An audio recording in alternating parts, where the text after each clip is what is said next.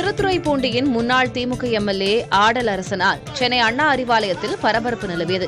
முதல்வரை சந்திக்க அறிவாலயம் வந்த ஆடல் அரசனுக்கு நீண்ட நேரமாக அனுமதி மறுக்கப்பட்டதாக கூறப்படுகிறது. இதனால் ஆத்திரமடைந்த அவர் பட்டியலினத்தைச் சேர்ந்த முன்னாள் எம்எல்ஏவை அனுமதிக்க மாட்டீர்களா என்று கேள்வி எழுப்பியதோடு கோபத்தில் தன்னுடைய முன்னாள் சட்டமன்ற உறுப்பினர் அடையாள அட்டையை தூக்கி எறிந்தார்.